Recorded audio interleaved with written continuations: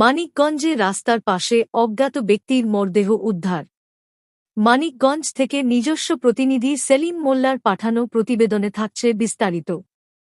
মানিকগঞ্জ সদর থানাধীন বেতিলামিতরা ইউনিয়নের বার্থা এলাকার রাস্তার পাশ থেকে এক অজ্ঞাত ব্যক্তির মরদেহ উদ্ধার করেছে পুলিশ। মঙ্গলবার ৭ এপ্রিল দুপুরে স্থানীয়দের দেওয়া খবরের ভিত্তিতে বার্তা এলাকা থেকে মরদেহটি উদ্ধার করা হয়। ঘটনাটি এলাকায় চাঞ্চল্যের সৃষ্টি করেছে। মানিকগঞ্জ সদর থানার ভারপ্রাপ্ত কর্মকর্তা ওসি মোহাম্মদ ইকরাম হোসেন বিষয়টি নিশ্চিত করেছেন। তিনি জানান, এখন পর্যন্ত নিহত ব্যক্তির পরিচয় শনাক্ত করা সম্ভব হয়নি। প্রাথমিকভাবে ধারণা করা হচ্ছে, অজ্ঞাত ব্যক্তিকে হত্যা করে মরদেহটি রাস্তার পাশের ঝোপের নিচে লুকিয়ে রাখা হয়েছিল। তবে মৃত্যুর সঠিক কারণ জানতে তদন্ত চলছে। পুলিশ মরদেহটি উদ্ধার করে ময়নাতদন্তের জন্য মর্গে পাঠিয়েছে। একই সঙ্গে ঘটনার সঙ্গে জড়িতদের শনাক্ত ও গ্রেপ্তারে কাজ করছে আইন শৃঙ্খলা বাহিনী।